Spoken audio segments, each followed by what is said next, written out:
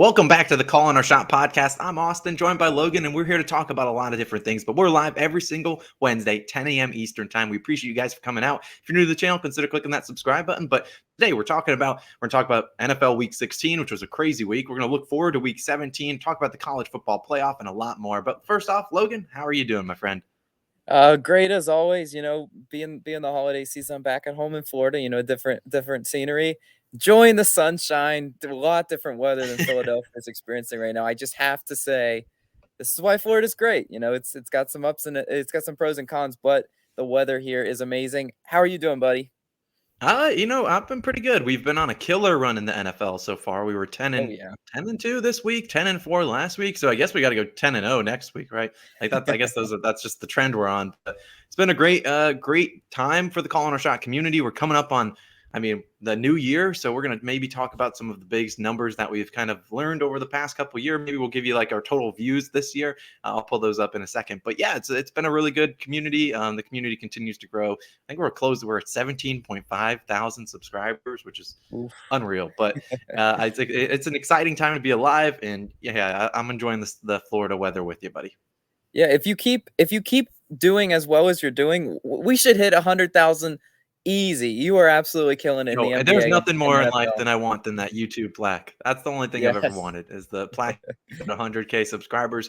We're gonna a long shot goal will be to hit it next year. I don't know if we'll do it, but hey, it's calling shots going to the moon, and we can't do it without all the people that are watching this podcast, watch our normal NBA videos day in and day out. We appreciate everyone out there. So I hope you had a happy holidays, and since we won't talk to you until the new year, we'll see you then. Hope you guys have a happy new year. But let's waste no more time and let's talk about Week 16, which was a wild one in the NFL. We saw some huge blowouts, a ton of close games, and yeah, let's get into it. And I want you to go with your biggest takeaway for Week 16 in the NFL.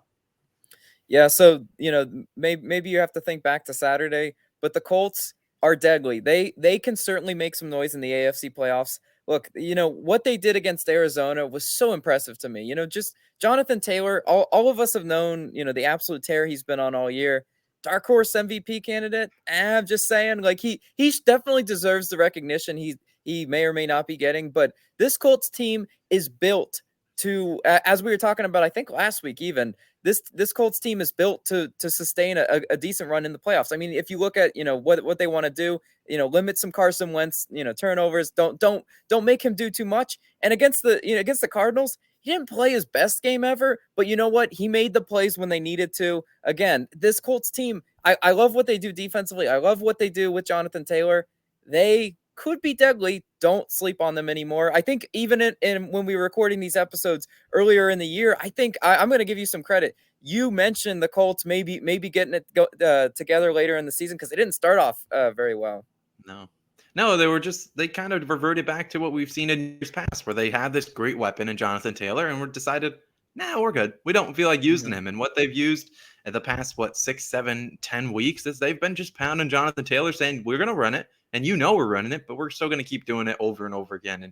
And Carson Wentz, you're right. He hasn't necessarily been the best quarterback in the NFL, but he's limiting his mistakes, which was what hampered him in Philly. He just made way too many mistakes, trying to take the top off the defense every play. He's really just using his running backs, using his weapons right. And I really like this team. And yeah, you're Jonathan Taylor. He's currently tied for second in terms of odds for MVP at plus 700. It's not crazy to think. I mean, if he throws out another, game like he did against the Buffalo Bills with like 5 touchdowns, which is unreal. But if he has a dominant, rest of the season, the last 2 weeks, I don't think it's crazy to say, he could be number 2, maybe even number 1. But it's hard to top Aaron Rodgers, who continues to be dominant in and time out, now becoming the all-time passing touchdown leader in Packers team history. So give him a round of applause, because that's a crazy feat to take Favre down, one of the all-time legends. So it's a curious. I'm sure we'll talk about Aaron Rodgers, and later on in the after the season, we'll see what we kind of think his next steps are. But I really like what I've seen out of the Colts, and they're forced to be reckoned with. There's a lot of teams in the AFC that you really don't know what to expect from them come the postseason. The Colts, they really have found their groove, and they know exactly what they want to do week in and week out. But another team that finally sort of kind of turned the corner, the Buffalo Bills, and we've been critical on them, but on Sunday, they came up with a massive victory against the New England Patriots. They really dominated them, and that was without 2 of their premier offensive weapons in Cole Beasley and Gabe Davis, who's really come on of late. And those guys will likely be out a couple more, maybe this week as well. But I really liked what I saw out of the Buffalo Bills. I mean, they didn't necessarily, they didn't get out of their comfort zone, but they threw the ball. I mean, you saw Josh Allen throwing it 47 times, 314 yards. Even Damian Harris had 3 touchdowns, but it wasn't enough. Isaiah McKenzie with a big game. Really like what I've seen out of the Buffalo Bills, and that was kind of a turning point for them because they needed that win. I mean, if they don't win that game, they're not winning their division. So now they're kind of I think they're in the driver's seat for the division so far, and they arguably needed it, or else they could have potentially missed the playoffs if they lost that game. Absolutely. The great point on the Buffalo Bills. When I was watching that game, I was like, this is just a game that was sitting on a platter. It was served right up for the Buffalo Bills. Now, were they going to choke it away, or were they going to take it and seize, like you said, putting themselves in the driver's seat for the playoffs? I think, you know what? I love seeing players step up, like Isaiah McKenzie, you just mentioned. He had an absolutely monstrous game. I like being able to know that this offense isn't just, relying upon, Stephon Diggs and Josh Allen to each other, because in the playoffs, what we talk about, like it's about the other, 11, the other 10 players stepping up on each side of the ball. And you know what, if you're looking at, the whole AFC picture, could they make some noise, maybe against the Chiefs if they play like how they did against, the Patriots in Foxborough? That was a really impressive win. I don't think it would be crazy to say, yeah, maybe they're a tier below, the Chiefs are looking really, really strong. But yeah, I definitely was impressed with what I saw. Yeah, I mean, granted, they did beat the Chiefs earlier this season. I mean, it's not weird to say that those like the two teams are completely different from when they matched up. What, like in week 4 or 5 or 6, whenever it was earlier this season. But yeah, you gotta have guys to step up. Now, the one thing I want to see them get done is to not have Josh Allen as their leading rusher, because I just can't see that being beneficial. I mean, he had 64 rushing yards. He's been dominant. I know he's kind of battled through a couple injuries these past couple of weeks, but they need more out of Devin Singletary and Zach Moss. Singletary had a solid game, like through the air with 5 receptions, but they're going to need that ground game to go in so they can put away teams like the Chiefs if they get up early. And that's something that you look at the Colts, that team can put away people. You can see Jonathan Taylor streaking to the end zone, or them getting first downs when they need them. Like, that is a team that, if you need 1 first down and you got 3 or 4 attempts from Jonathan Taylor, I'd feel pretty confident in doing so. Especially, I mean, you look at that Colts team, they won without some of their starting linemen, probably their best one, Quentin Nelson. So I really liked what I've seen. I think the AFC is completely wide open now. You could say probably the Chiefs are the front runner, and I believe they are in terms of Super Bowl odds, but still I think there's teams out there that could make some noise, and I like what I've seen. But let's move on and let's talk about a game we talked about last week, because I got to do a victory lap for this one, because my UCF Knights, due to your prediction as well, my UCF Knights come and hammer your UF Gators. I want you to start this one off. Well, you know what? If you were listening to this podcast, your boy and Austin, we made you some money if you watch my college football video for that game specifically. I had a 2-unit play on UCF spread, and you know what? Personally, I sprinkled some on their money line too, because I just knew that this was a game that Florida just wouldn't get up for. And also when I found out, Emory Jones was starting, that was a massive L. I can't wait for him to clean out his locker and never be a Florida Gator again, because my not so hot take is that he might be in the top 3 worst Florida quarterbacks I've ever witnessed. It's a close, tie between him and Treon Harris. If you know, in the Florida Gator football history book. That is history that I never really do want to think about. But all the credit should go to UCF. They played their hearts out. Both sides of the ball. It was extremely impressive, because you know what, when Florida did get up, UCF could have folded. They could have said, maybe just not our game. And you know what? He's awesome, holding up his shirt, as you should. You should be very proud of your team, because this game means a lot for UCF. It means a lot for recruiting. And you know what? Hats off to the Knights. I'm glad to see I'm glad to see them win, because they are a feel good story. But Florida finished the season exactly how I thought they would. It was just a nosedive. And please, Coach Napier, I'm praying to you, please turn things around. Because in my video specifically, I mentioned how Florida is 119th in the country in penalties, and it showed. They were just so indisciplined, they just poor execution. We could have a whole podcast about what's wrong with Florida football. We're not. But I again, hats off to UCF for getting the job done. Yeah, I agree with that. UCF beat them, but UF certainly didn't help their cause. They really had a ton of penalties. And you're right, Emory Jones. I mean, he played. He was already announced he was transferring. He was planned, hopefully, trying to get a transfer to UCF. But I think he burned that bridge pretty quickly. I think they saw that. They're like, nope.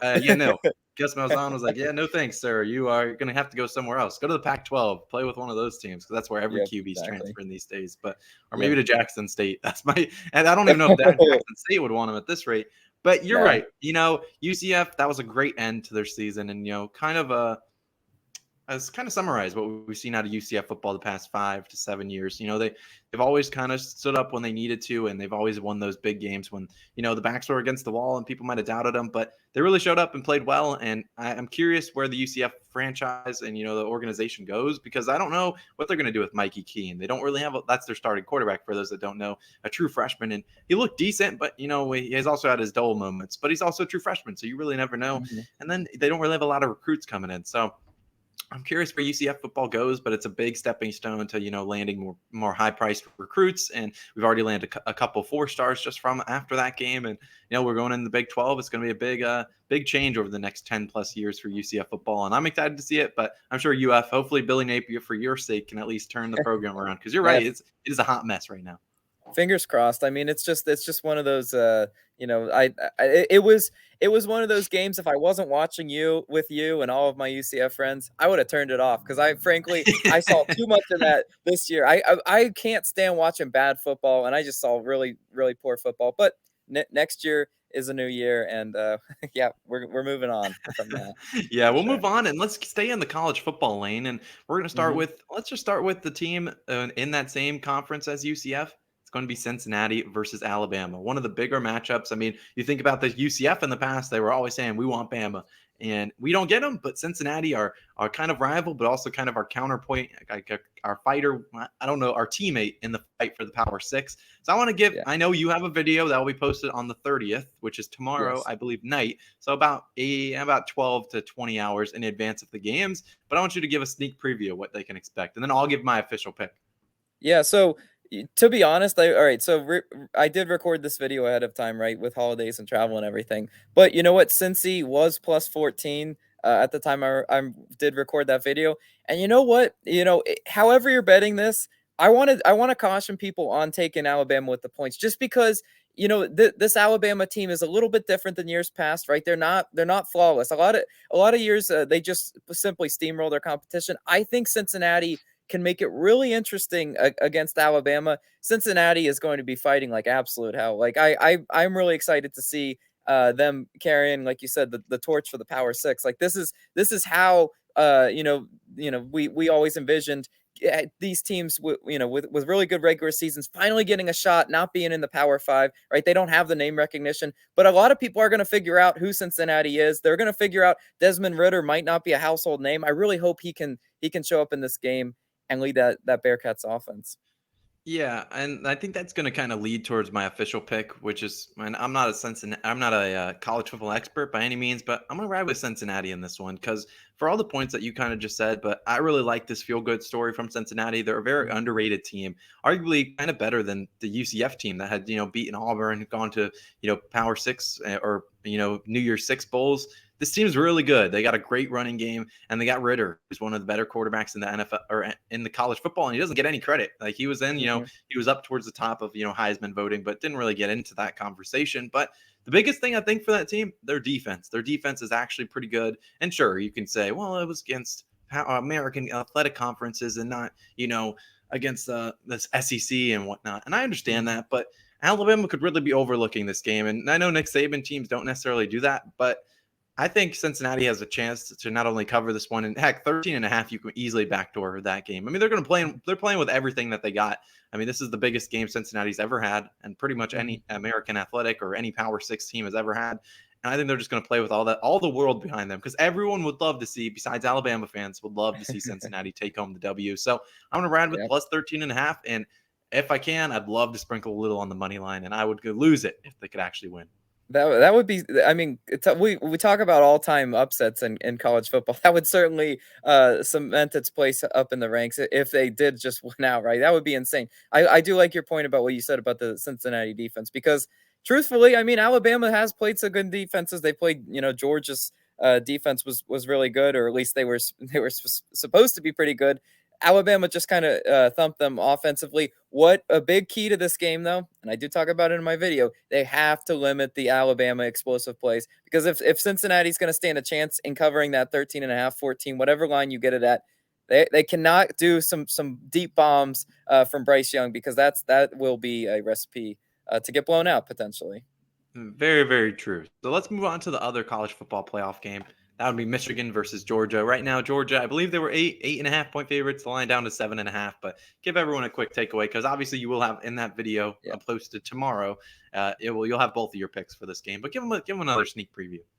Yeah. So there's a storyline I'm watching in this one, right? I need to see how good Stetson Bennett is with this back against the wall, right? Obviously, this Georgia defense got thumped versus Alabama, and they're going to certainly rebound against Michigan. I think they're going to take those running backs from Michigan. They got the two-headed attack, Corum, and I don't remember the other guy's name off. Is it Haskins? Yeah, exactly. So they got a two-headed running back or two-headed running attack, and I think Georgia's defense, they've been really good against the rush all year. I think they should be able to limit them. But what it really comes down to the storyline in this one. Stetson Bennett, can he rise up? Because you know what? Truthfully, there was a lot of Georgia fans clamoring for JT Daniels. Like, where is he? Stetson Bennett absolutely stinking it up versus Alabama. And actually, you know what? I don't think he's stunking up that bad. I just thought what happened exactly what I just talked about in the Cincinnati versus Alabama game. Alabama got those explosive quick strike plays, and Stetson Bennett is more of a game manager type quarterback. He's not equipped to come from behind. That being said, if Georgia can get a little bit of a lead in this one, watch out Michigan because that Georgia defense could just pin its ears back. Okay, I understand where you're coming from. I'm excited to see your official play. I'll definitely be checking out that video. Now, my official pick is I'm going to ride with the Wolverines. I'm going to take them plus 7.5 because I think this team is much different from Michigan teams in the past.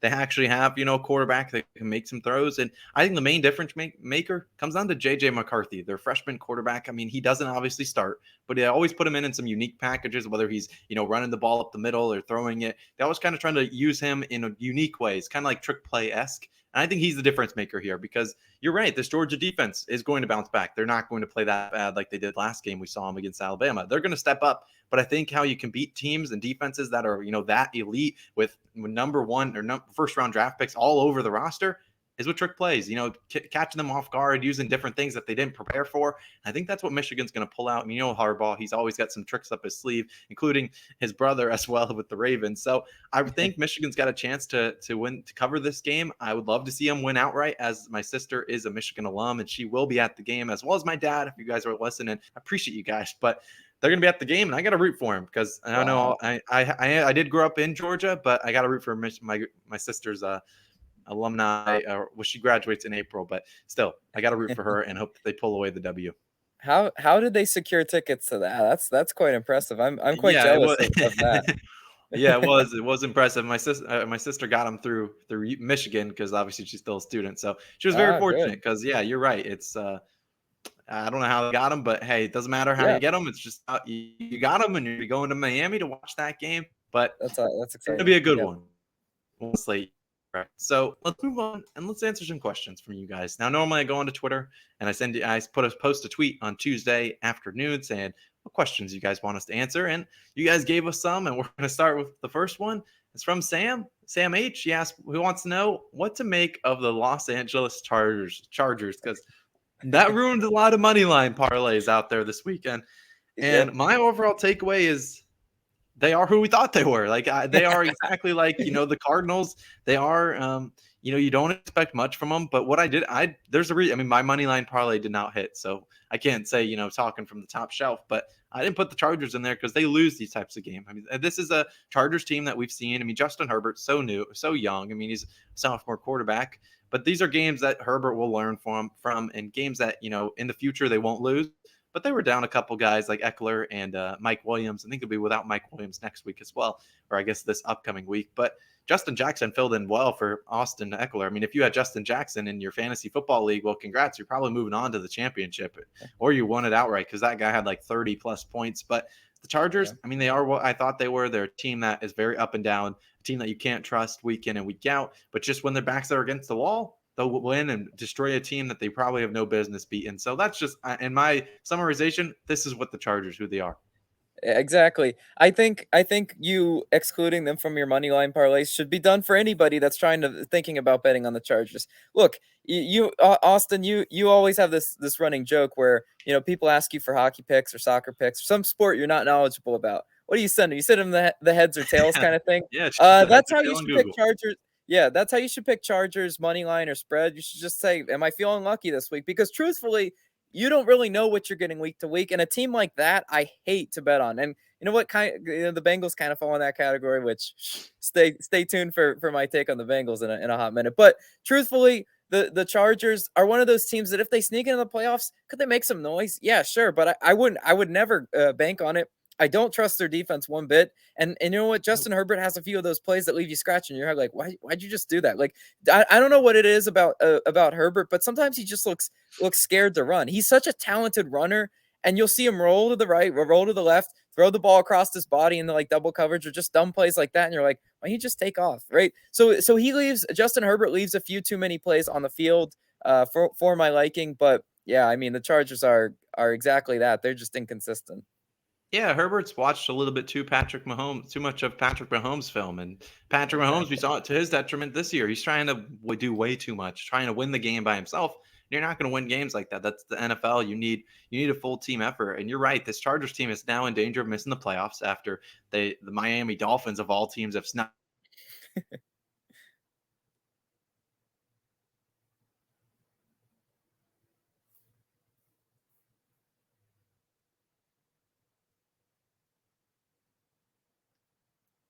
You're right. The Chargers, I might have lost you for a second, but the Chargers are a team that I just don't know what to think of. And, I honestly could see them missing the playoffs. I mean, the two teams they finish out with are going to be the Broncos and the Raiders. Two teams, in playoff contention as well. But it's hard to bet against a team like the Dolphins, who's won, 7 straight games after starting 1-7. I'm rooting for them personally after they just absolutely spanked Ian Book on Monday Night Football, which we don't need to get into that. I don't know what the heck that was. But you're right. It's a Chargers team, and Herbert are really trying to do a little too much.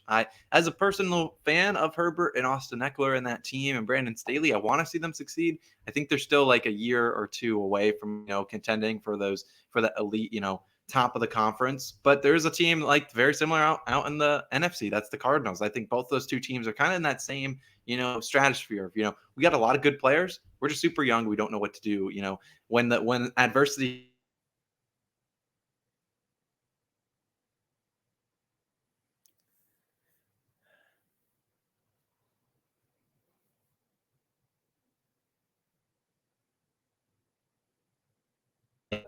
These errors. I don't know what's going on with the Wi-Fi connection, but I do have a question for you.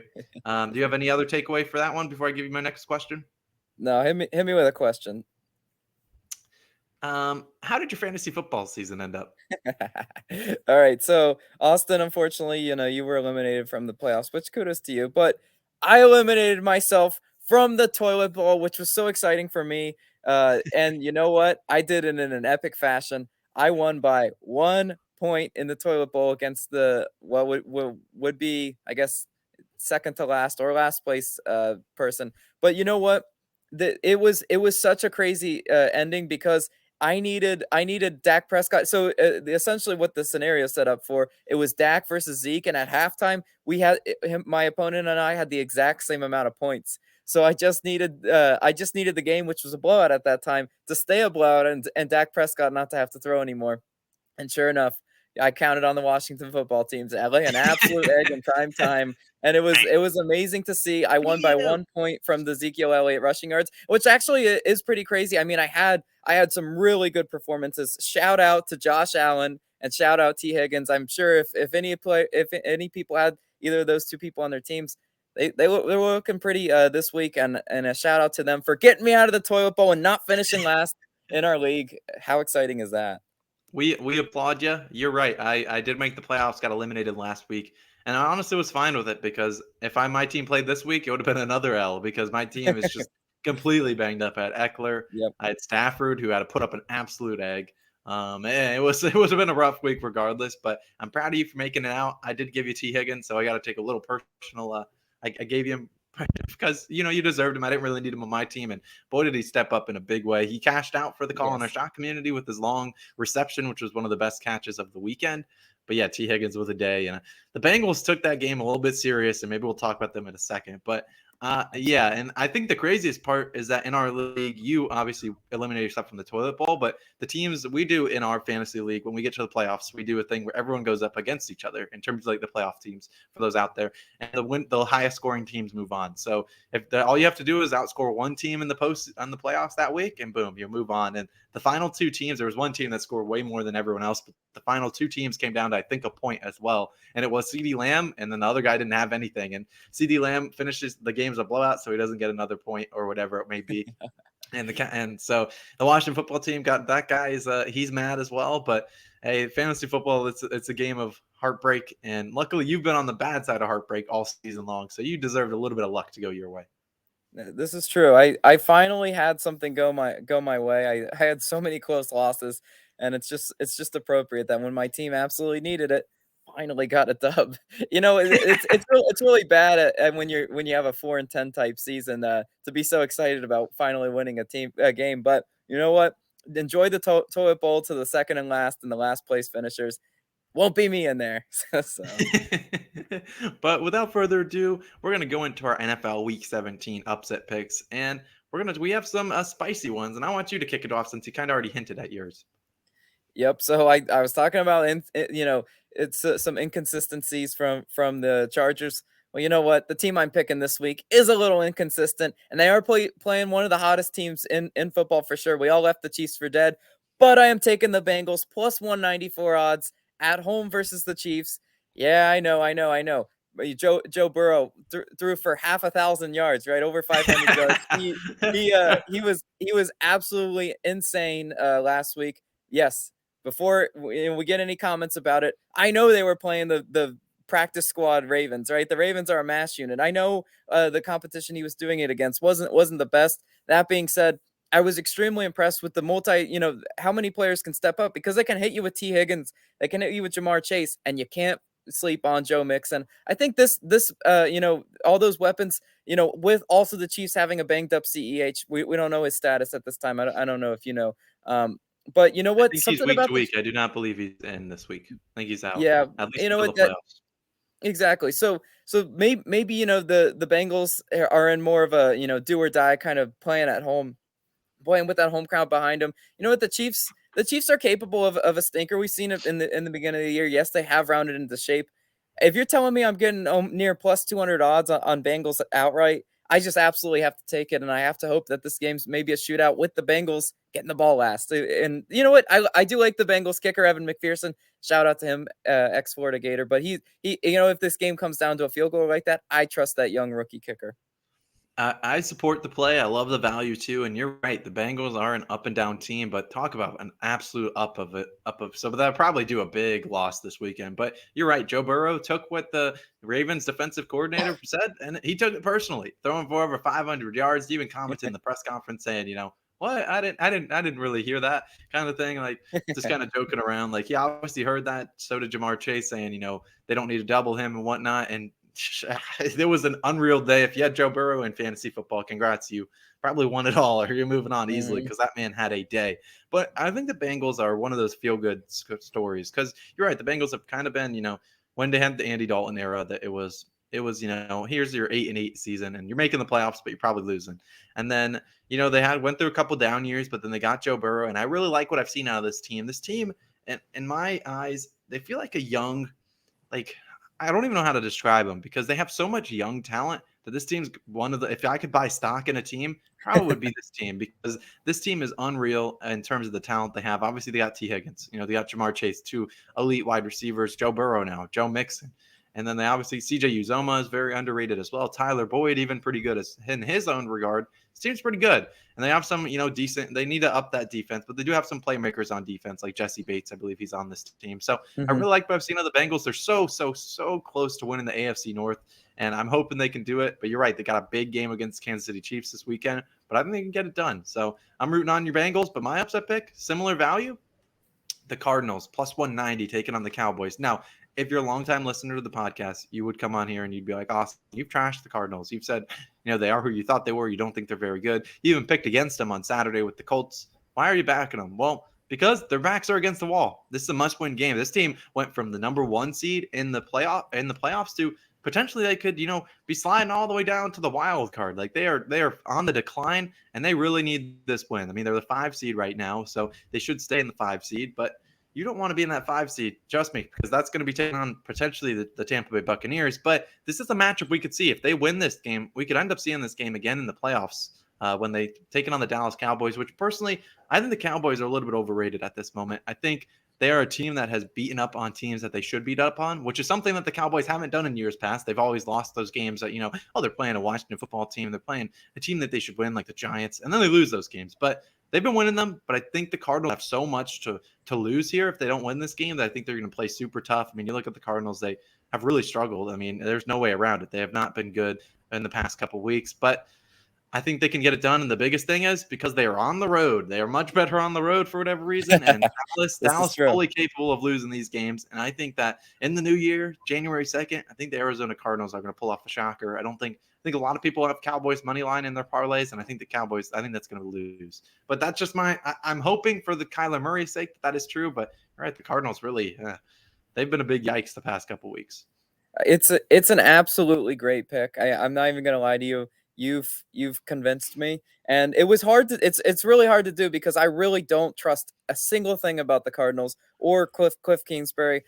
All season long, Right. I've just kind of looked at them and I'm like, I think you're a pretender, right? But this is the type of game that, like you said, backs against the wall. And you know what? Who's Dallas really played? Who really has Dallas beaten? Really, if you dissect the schedule, congrats, you blew out the Washington football team with all their backups. Congrats, you blew out the Giants with Mike Glennon. Mike Glennon absolutely stinks. So you have a Dallas team that I don't really think has been tested all that much. And you know what? What do I always say about the Cardinals? It's about styles, right? They matched up stylistically against the Colts terribly. And what did the Colts do? They just out-physicaled, them, and they turned the game into the trenches. Cardinals wanted nothing to do about it. Well, you know what?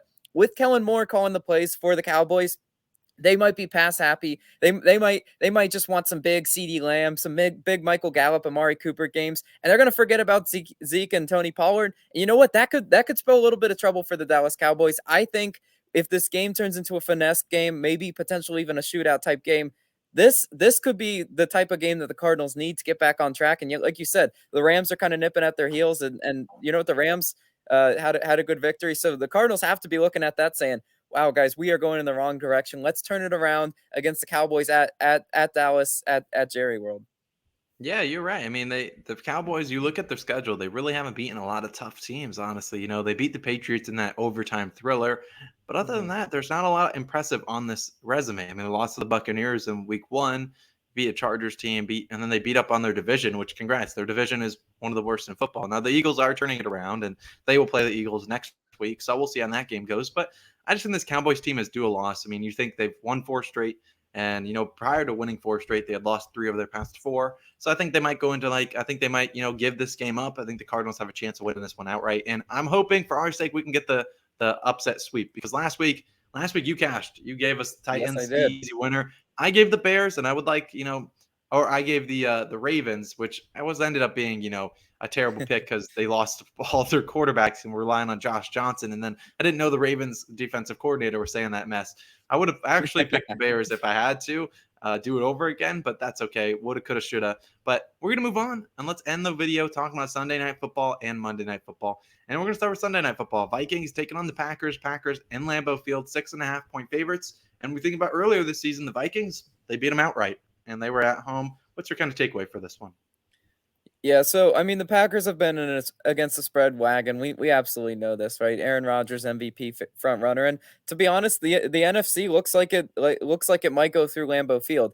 And you know what? I'm just not going to overthink this one. Some of the picks I've gotten wrong on this channel have just been me overthinking it, saying, I'll go with Kirk Cousins. I'll go with that offense, and then the Packers win by 14 plus, and I'm like, that was me being dumb. Yes, I know I know they kind of messed around. They played with their food a little bit with Cleveland, but being a divisional opponent, I cannot trust one thing about Kirk Cousins. And truthfully, if you watch that Rams versus Vikings game like I did, that game was there for the Vikings all game long. Matt Stafford absolutely sold them, and yet they still couldn't get it done. I don't know how you trust Vikings to cover a touchdown. I mean, could they do it? Maybe backdoor something. They could, but I will not be putting my money on that. I'm taking Packers -6.5. I think they get the win and the cover in this one. I can respect that pick, but I got to say, not so fast. I think you're wrong on that one. I'm riding with Captain Kirk. Sunday night, this is a primetime game. Don't love that. But Vikings plus 6.5. I love them. I think they got a chance. You look at Captain Kirk. He was doing really well earlier this season. In the last like 3-4 weeks, just throwing interceptions left and right, including whatever. I think he threw a really bad one on Sunday, like a complete just 500 pass. It was an ugly one. But I think the Vikings will have everything to play for it. They need this win. And I don't necessarily think they will beat the Packers, but the Packers, they've been playing with their food way too much the past couple of weeks. And even though it's a divisional game, Aaron Rodgers looks like he just does not care. If this was a PG-13 rated podcast, I could say other things, but he just doesn't look like he cares. He's like, you know what, whatever. You know, when the game comes down on the line, fine, I'll beat you. Kind of like dagger through the heart kind of thing. And I just don't think, I mean, the Packers have a lot of injuries they're kind of fighting through, including some on the offensive line. I just think the Vikings, they're going to have to step up. This is a divisional game. I think 6.5 is too many points, and hopefully they keep this within a touchdown. But I wouldn't be surprised to see a lot of people back on the Packers. They have been a wagon all season, despite losing. You know, our pick was Browns on Sunday or on Saturday. So Browns covered for us. Even had a chance to win.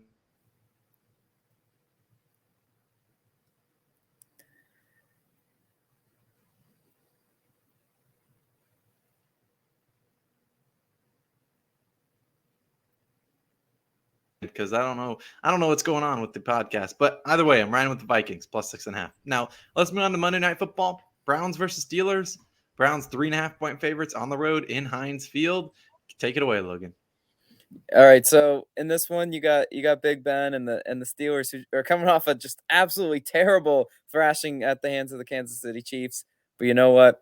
Something about them. I'm just taking Steelers plus 3. Do I love it? Idiot. Am I putting my whole entire bankroll on it? Absolutely not. But 3-unit play.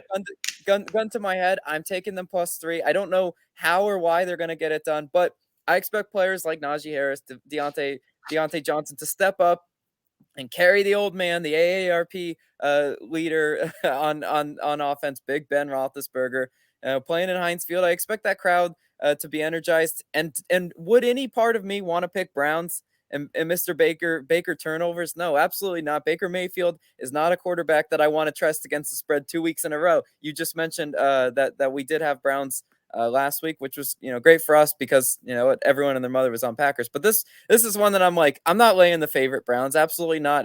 Not with Baker Mayfield at quarterback. He is not somebody I want to trust. Yeah, you got that right. And you're right. The Steelers are. I don't know how you even trust them either. So I look at this game. It's two teams that are untrustworthy. So what do? I ride with the Steelers. Why? Because it makes no sense. But the main reason this should be Ben Roethlisberger's last home game in Heinz Field. You just know on a Monday night, you just know the crowd's going to be amped up. The terrible towels flying around. And I just think Baker Mayfield's going to do something stupid. I mean, the fact that they were even close in that game against the Packers shows that this team just needs a quarterback, and this team could just make that next big leap. Baker Mayfield, and I know he's struggling with injuries or whatever it is, but the Browns team is a quarterback away from, I think, being one of the elite teams in the AFC. I'm curious what they do this offseason. But yeah, I'm going to ride with the Steelers as the home team, and this is the divisional game. Steelers always seem to come up and step up and win these games. Now, it's going to come down to the defense and that defensive line, because if they don't stop the run, which is something they haven't done all year, they have no chance. They have no fighting chance in this game. But I think they might be able to stop Nick Chubb, or at least, put 11 people in the box and just make Baker Mayfield make the right throw, which is a question in itself. And so I like to pick with the Steelers. I'll be riding with you. It's a squad ride, if you will. Ooh, I like the Monday Night Football squad, right? I feel pretty good. I feel pretty good about us, fading the Browns, right? I just, like I said, if you were watching that Browns Packers game, it was one of those. I didn't understand how the Packers didn't just blow them out, because truthfully, Baker Mayfield is just not that guy, right? You simply know that he's just not what you want from a quarterback. So I'm gonna go ahead and ride Steelers with you on that one. Sad but true. We're all in on the Steelers train. We're ready to get hurt. If they get blown out, wouldn't surprise me either. It's the Pittsburgh Steelers. I'm curious where the public will lie on that one, because a lot of people have seen the Steelers put up absolute eggs, but they've seen the Browns put up eggs too. So it's a weird game to really expect. But that's going to do it for the podcast. Logan, do you have any final takeaways? I could pull up some numbers for the past year in the Call in Our Shot community if you would be interested. Yeah, no, I'd love to hear, what our growth is again. Reflecting upon where we were a year ago to where we are now. It's just absolutely amazing. I love what you and I do. It helps keep our friendship bond pretty strong, but it also helps us, meet people that we would never normally meet. This is what makes Calling Our Shot so great. It's a gambling community, but it's also, just a bunch of people enjoying sports, making new friendships. And that's just something I've seen over the year, whether it be baseball, whether it even be football or basketball. I just need you to keep killing it and get us closer to 100,000, because if you keep the run that you're on, you are gonna get us to 100K, and we're gonna all make lots of money along the way with you. Hey, that would be the dream. So we're going to keep trying. So I guess some numbers for you. Last January 1st, 2021, we had 24 subscribers, 24 Wow. total. So we appreciate all the OGs people that were with us all the way back then. But now we're sitting at, as I look at the numbers, 17,511. So that's unreal growth, and hopefully we can continue to blossom and really gain more subscribers day in and day out. Now our total views, a little over 1.7 million, which Wow. is an unreal number. The fact that it's that high is kind of ridiculous. But 100, yeah, I don't even know what to do with that number. 1.7 million views, that's ridiculous. And then the biggest one, watch time, which would be 122,000 watch hours, which is Wow. ridiculous. That's over, I don't know, 6 million minutes or something like that, 7 million. It's unreal. We appreciate everyone out there that really supports us. Whether you just watch the videos every day, whether you've shared the videos to a friend, bring them in the community. There's really nothing much more we can do. And when I say this, I mean it. We really are thankful that all of you are a part of the community. And you're right. This is more of a friendship, and it is a more community than I think that meets the eye. There's a bunch of different channels out there that does exactly what we do. And so what separates us is that I think we're more personable. We're more, we wanna all do everything together and be a big Hmm. community, which I think other places lack. But you're right. There's people we've met, and shout out to Joker Jokic. We did meet up with him over the past week. So we love to meet you guys. Maybe we'll be able to do some meet and greets or do something when we're in the city and you might be there. We can do something to meet you guys, because you're right. This is a complete, this is the community, and we just love everyone out there. All 17 plus thousand of you, 18,000. And when I say it, I mean calling our shots, going to the moon. We're going to keep growing. We're going to keep trying our best to keep giving you winning picks, but also, to spice up the game, revolutionize, transform the game to something that you guys haven't seen. So 2022 is going to be a crazy year. 2021 has been absolutely wild for the growth of the channel. So I can only imagine what 2022 has in store for us. Yeah, absolutely. I couldn't have said it better myself. And talking about, if you're not in our Discord, you definitely should be. So I don't know if you can do the people a favor and link it below in the description of the video. But as always, I love hearing from you guys. And it really is cool. Austin and I, when we first started this channel, we had no idea really, where we could get it to. And it's really fun being along the ride.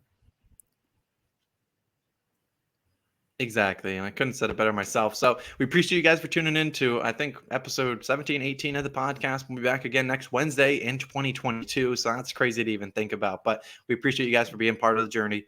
But this is just the beginning. So stay along for the ride. We're going to keep growing day in and day out. Got some exciting things planned in store for you. I apologize if there were some weird disconnections in the podcast. I don't know what really happened with the software, but hopefully when it gets uploaded, there is none. But if there is, we apologize for that. We'll get it fixed next week. So I appreciate you guys. This has been Austin. This has been Logan, and we will catch you guys in the next one. Peace out.